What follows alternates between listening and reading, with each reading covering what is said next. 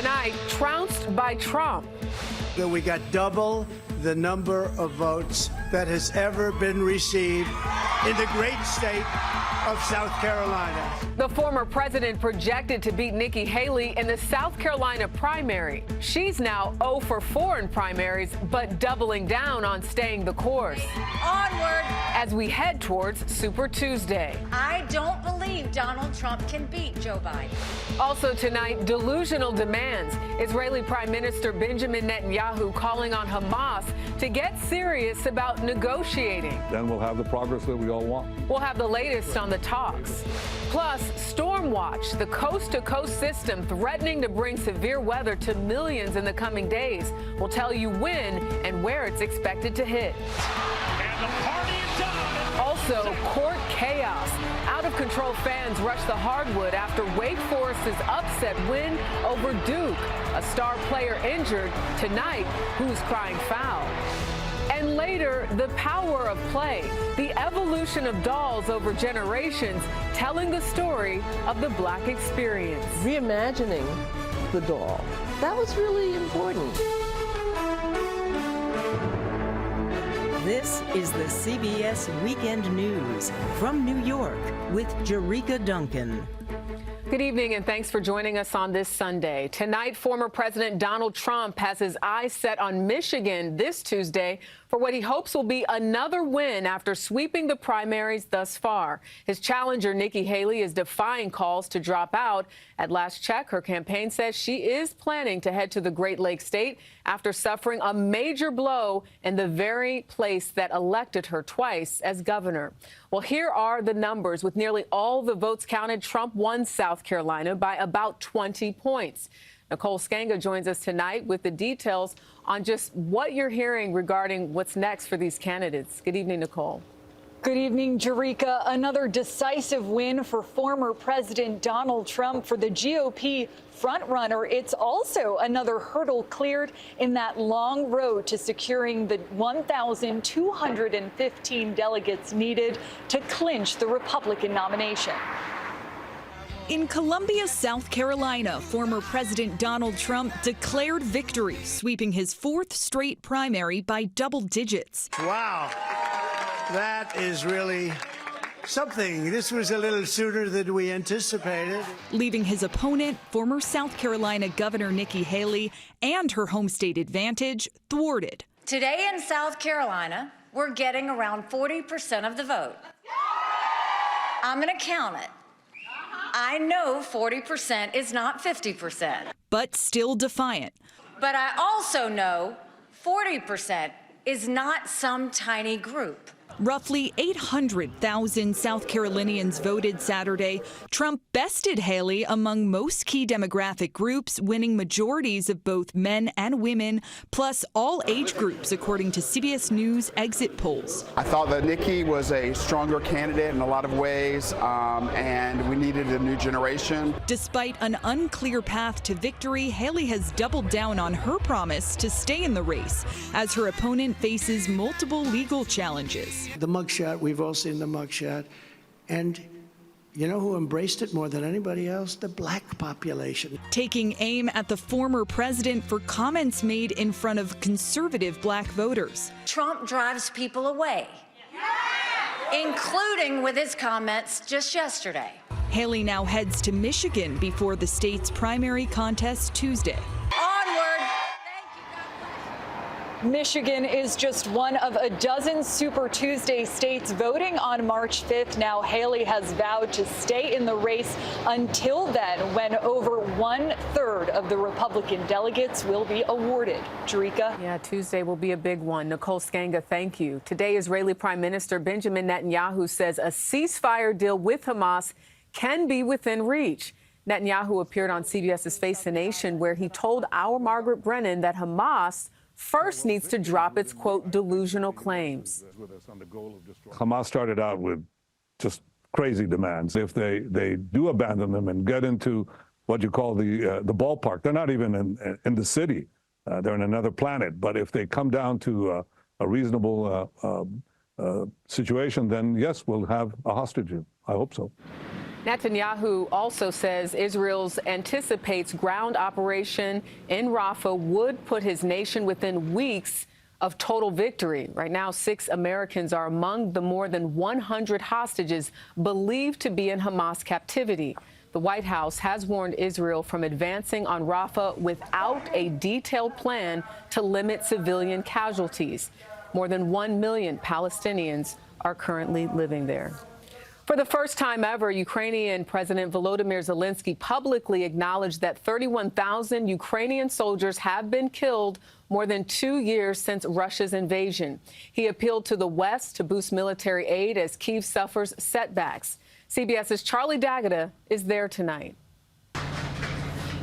With an historic train station, a church, and neighboring homes in flames and ruins from an overnight Russian missile bombardment, Year 3 of the full-scale invasion began a lot like day 1. Ukrainian defenses overwhelmed by a better-equipped enemy. Ukrainian leaders pleading for help from the West. Whether Ukraine will lose depends on you, on our partners, on the Western world, President Zelensky said tonight. If we will be strong with weapons, we will not lose, we will win. And while Congress wrestles over that $60 billion Ukraine funding package, CBS News has learned that the lack of money severely impacts U.S. Army operations on NATO's eastern flank with the country and beyond. Just last week, U.S. soldiers from the 3rd Infantry Division out of Georgia held live-fire exercises in neighboring Poland.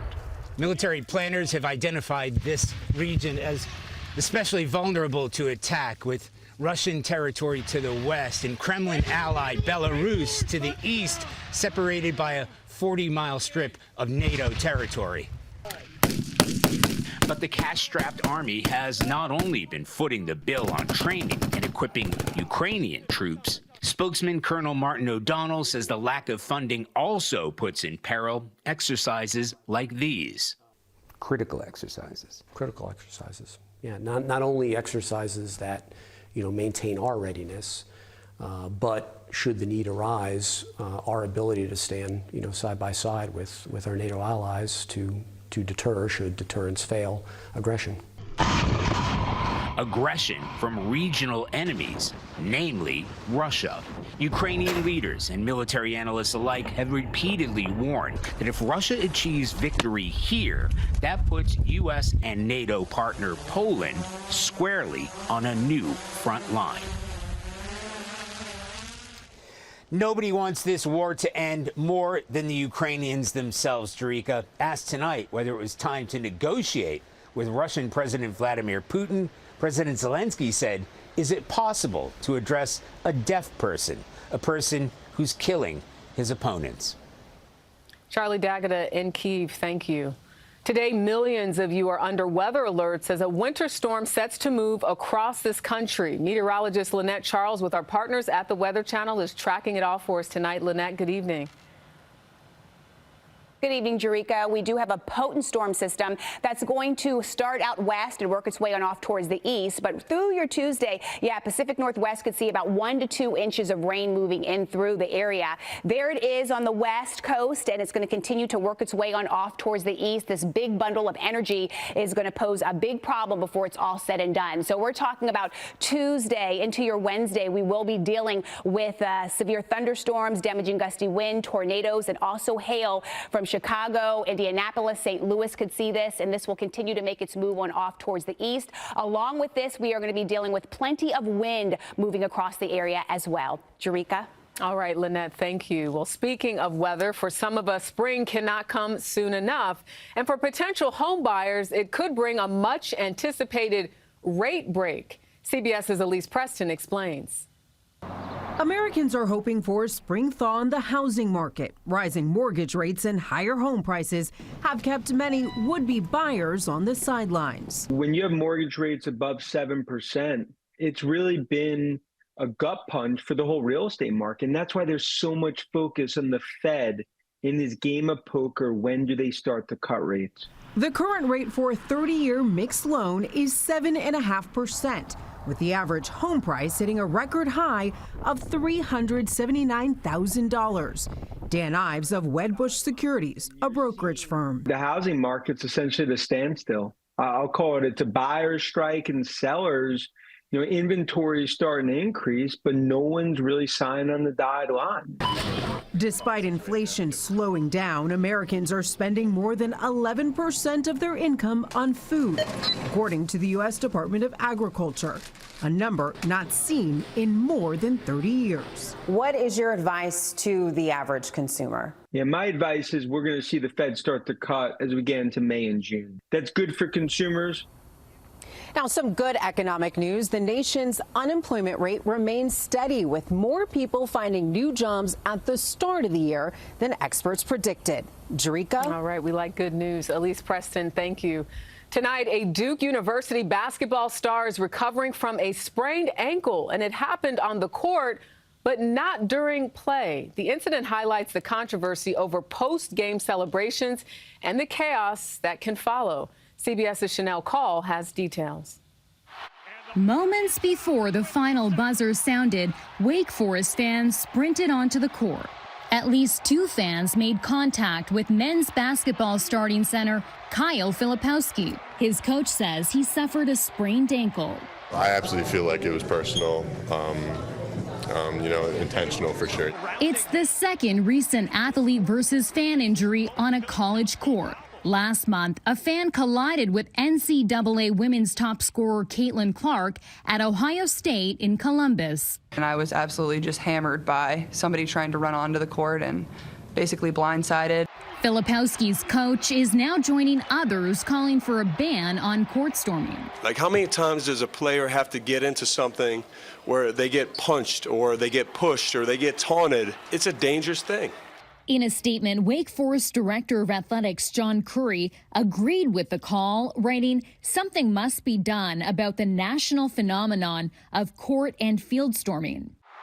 A review by ESPN found fans have been rushing college basketball courts 3 times a week in the past 3 months. Right now, the NCAA lets conferences determine how to penalize schools for these incidents. Some don't fine schools at all. Others impose penalties of up to $500,000, but even those fines are not deterring fans. One thing certain leagues do is they make it mandatory for their schools to present, a safety plan of sorts. Could it be a situation where there is an announcement, for example, saying, wait 10 seconds so players can get off the court? With March Madness just weeks away, there is growing demand for a national consensus on how to control the crowds and celebrate safely. Chanel Call, CBS News, New York. Well, straight ahead on the CBS Weekend News, the weight of the war through the eyes of a child. Plus, a standout star's historic win. And later, the power of these dolls and the evolution of Black culture.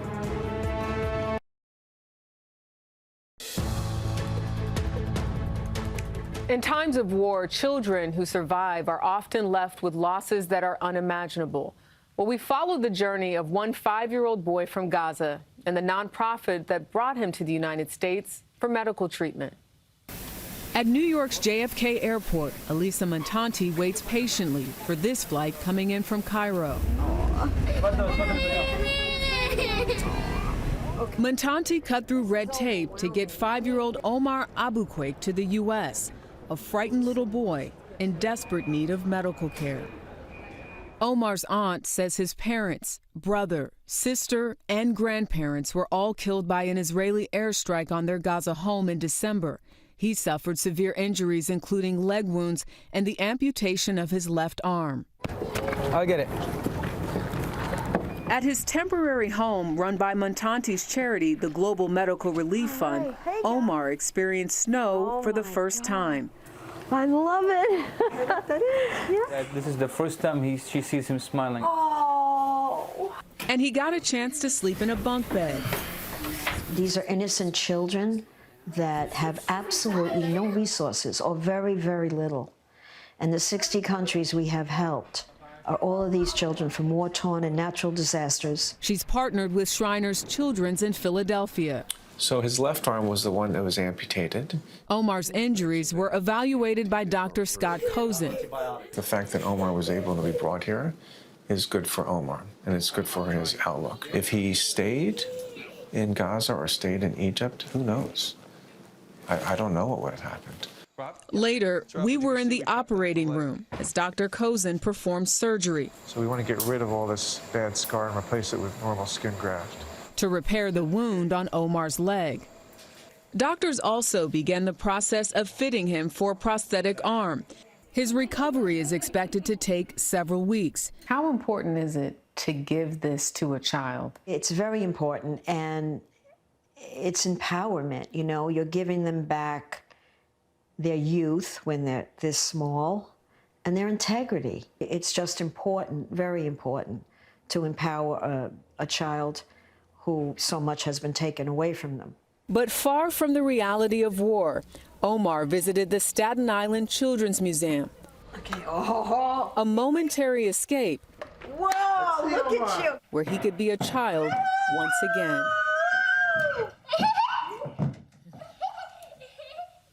Well, Omar is expected to receive his prosthetic arm later this week. And tonight, we've learned that Omar's family is actually going to be able to relocate in Egypt.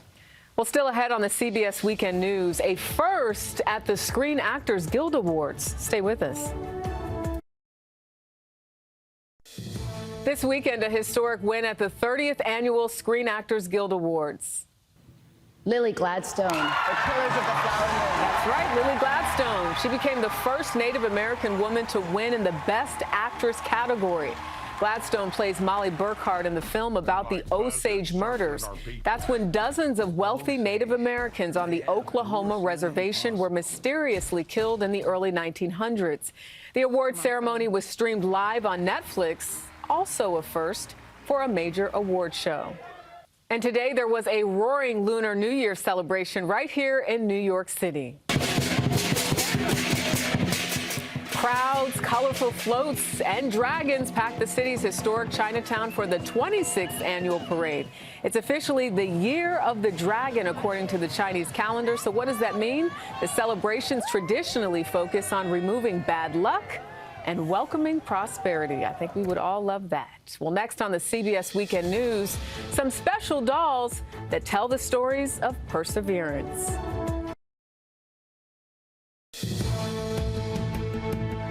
We end tonight with a display of some dynamic dolls defining culture and transcending generations. Here's CBS's Michelle Miller.